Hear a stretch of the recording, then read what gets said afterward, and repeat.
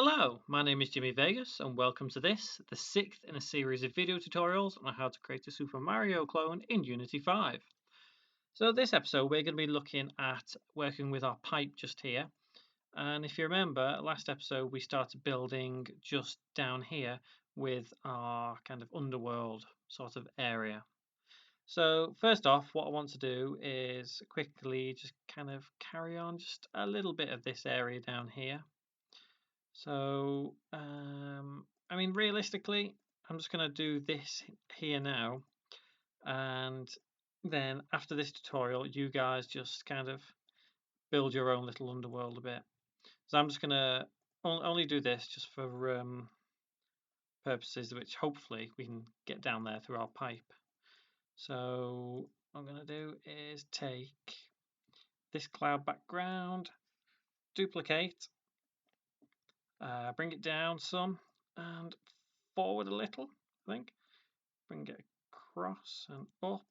And I'm just going to attach this dark background that we brought in last time to it. So you should have a nice kind of dark brick effect. I'm just going to rename it and call it brick back.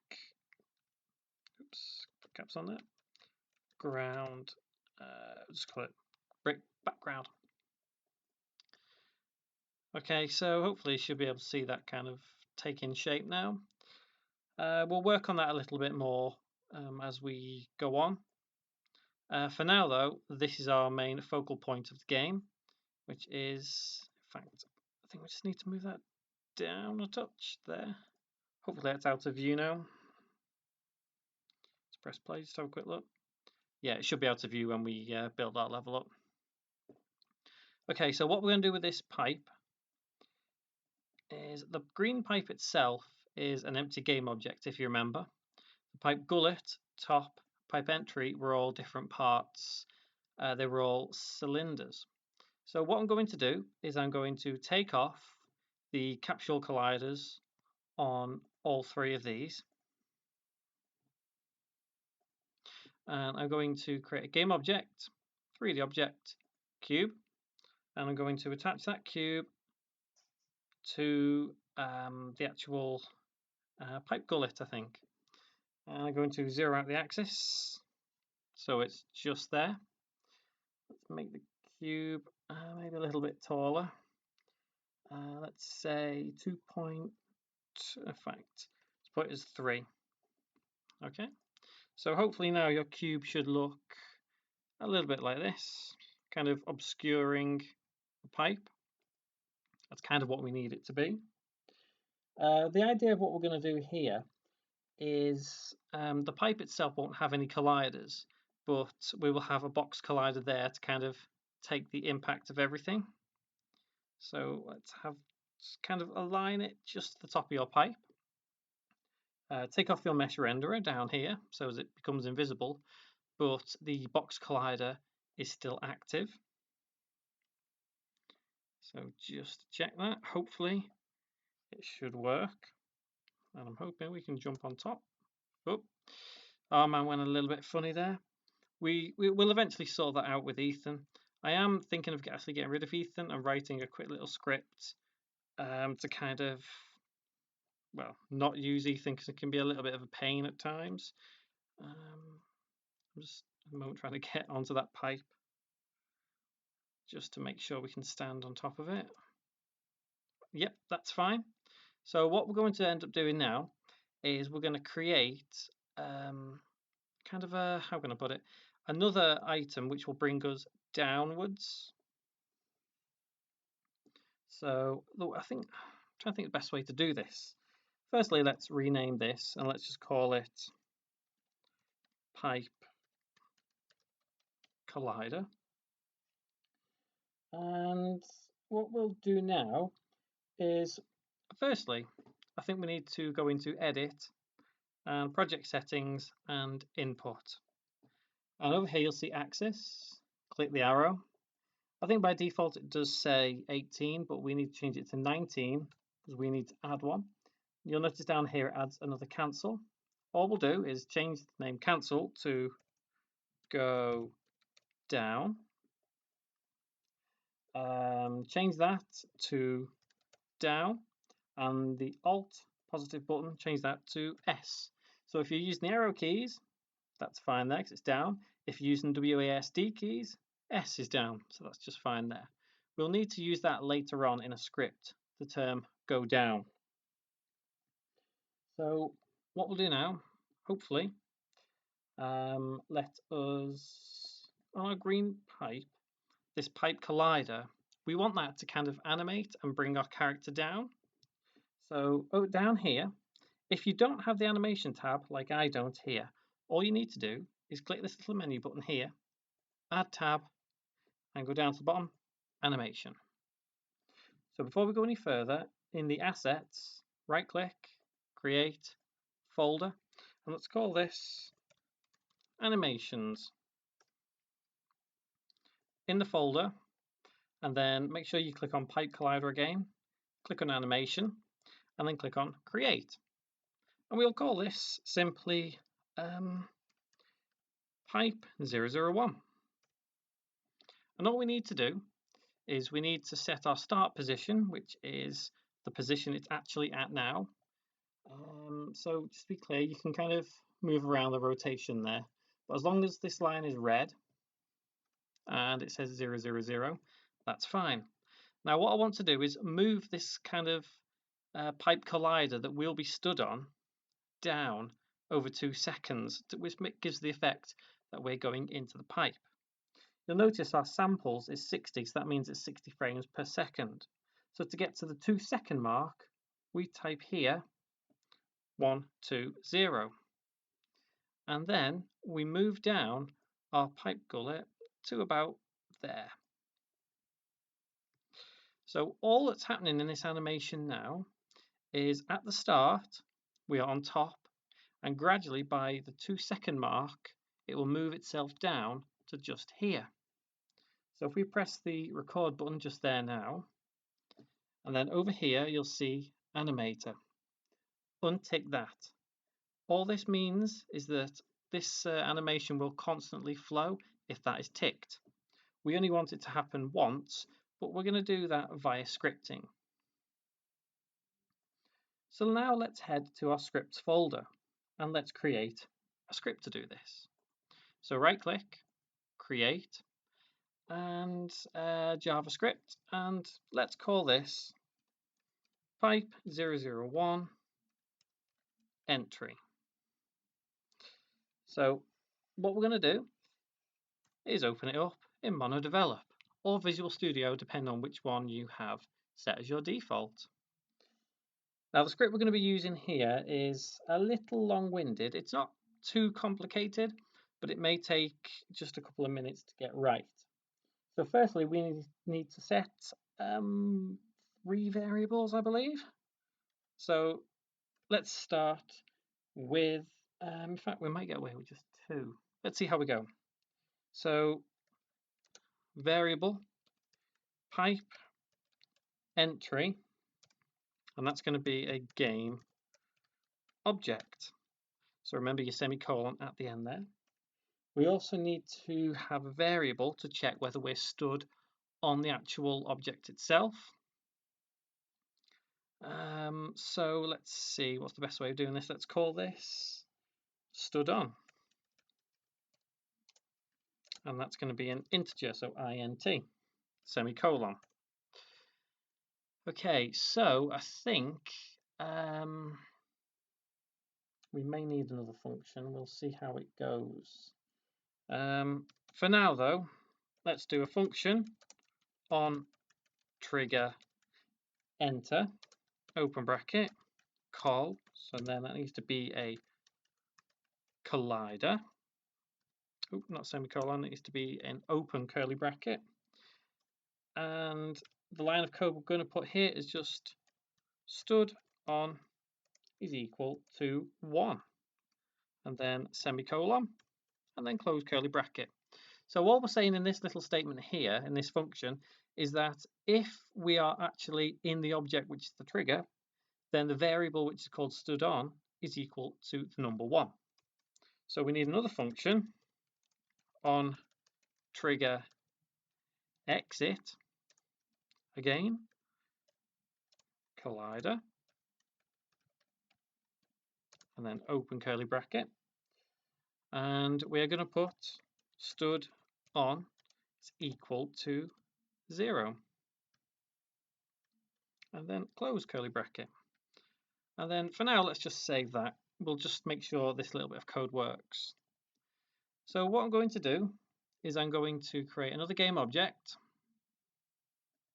Oops, just thinking there. Game object, 3D object, cube.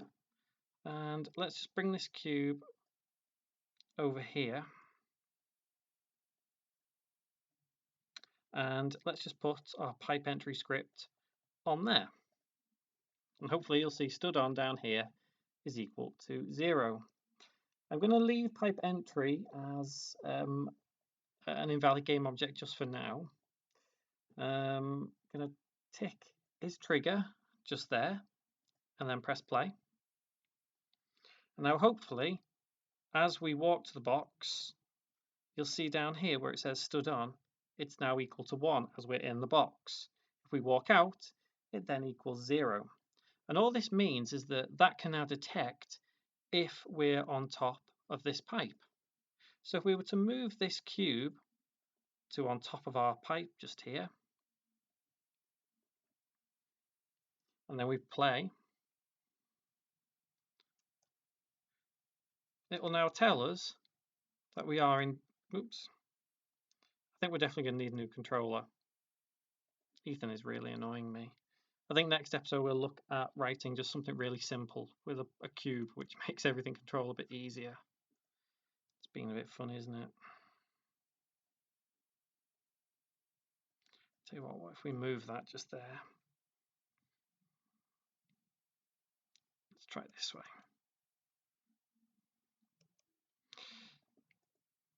So I've never had so many problems with Ethan before. Okay, so he is playing up. That's fantastic. That's not what I want. Okay, we can easily get around that later on. So for now, as long as our stood on variable works, that is just fine. So we need to create 2 more functions in this script. The first one is the classic function update. Now, there are certain things that you can't do in an update function, which we actually do need to occur within the script. So within this function update script, we need to call another function at the end. But we'll get into that as we get there. So firstly, we need if input dot get button down open bracket, and remember if we set earlier go down, so that recognizes if we're pushing the down or the S key. So within our update, whenever we press down, this will happen. So open curly bracket, and then we need to check if stood on is equal to 1. Then we need to perform the following actions. What we need to do is we need to lock our player in position and then process our animation. So we need to go to game object dot find, and then we need to find the FPS controller dot get component, which in this case by default, I'm going with default names here. If you've named your FPS controller as something else, just call it that. This will probably change in the next episode anyway as we change our character. So for now, we'll just go with this. We need to type in first person controller dot enabled equals false. So we need to freeze our player, which that line will do. Next thing we need to do is we need to move the actual object that this is attached to some bizarre location so as it doesn't actually trigger twice or 3 times. So transform dot position. We need to specify vector 3. So we need to specify it in a 3D world. So I'm going to move it to just a random place that we're not likely to ever touch, which will be, say, 0, minus 1000 by 0, semicolon. And now what we need to do is we need to call our separate function that we will create ourselves. So we'll call this waiting for pipe, open close bracket, semicolon. And then we need to finish off this entire update. So 1 close curly bracket, 2 close curly bracket, 3 close curly bracket. And then we need to type our function, which we called waiting for pipe, open close bracket, open curly bracket. So what we need to do now is we need to set a game object, pipe entry, if you remember, would be that kind of invisible object we set as the pipe. So it will be pipe entry dot get component, and the component we want to get is the animator. We need to enable equals true, and then we need to use a function which we've used in our block destroyer, which allows us to wait for a certain period of time, which is yield, and that is wait for seconds. And then as our animation was 2 seconds long, we need to wait for 2 seconds. Next, and what we'll do is we will turn our animator off. So I'm going to copy that line there, pipe entry dot component equals true, paste it, and just put false. And then finally, we need to take this game object dot find, and we need to reactivate our player. So that will be true. And then close curly bracket and save. So that function waiting for pipe can only be called from the function update if these 2 variables happen. So if we're pressing down and stood on is equal to 1, only then can waiting for pipe be called. So if we go over here, I think I have done something wrong there. It's expecting something in the console. Let's have a quick look. Where is it moaning about? Okay, so it doesn't like something here. Oh yes, that's why it would help. I need to put a close bracket there. Let's save. Hopefully this should disappear. Let's click clear. Yep, we're all fine there. So next thing, on this cube just here, I need to put this pipe collider as pipe entry over here. So what I will do actually, just to prove this, well, hopefully prove this works, is just put the mesh back on there. Let's rename this as cube, pipe collider script. And I'm just going to move this over here and downwards, and then hopefully as we pass through, and if we press down, it's not quite working as I expected, I'll be honest. It should have actually moved this down, but let's check this works firstly. So logically that should keep going up, and yes, so it does actually work, which is fine. So there appears to be something wrong somewhere. Now one little trick I always kind of try and work on to get things done and see where an error happens is I like to set a temporary variable. So in this case, var, I'll put QWERTY and have an integer. So by default, that'll be 0.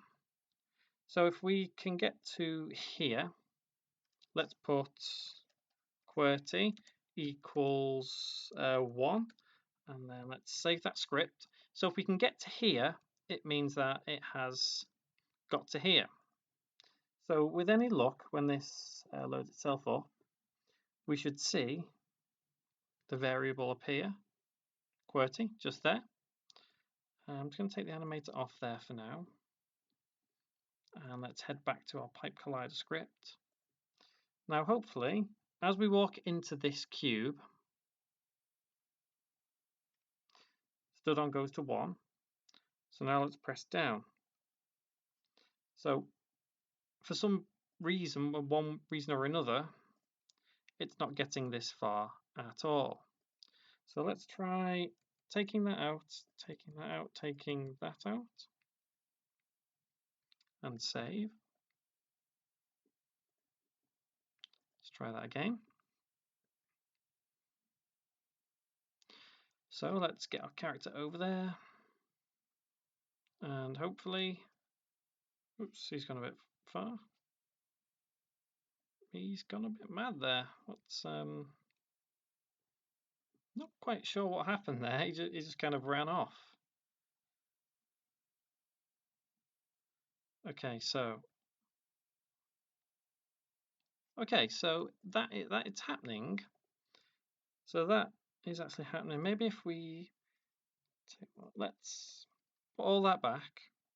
Let's take that off and take that off. So let's not disable our character, and let's see what happens. Hopefully, when we go over here now into this area and then press down, yep, so it does actually work. So let's bring our cube here. Let's scale it down a touch, I think. Let me kind of bring it up. Let's bring the scene around just so I can check it's in the right position. And let's decrease the let's bring it up a touch.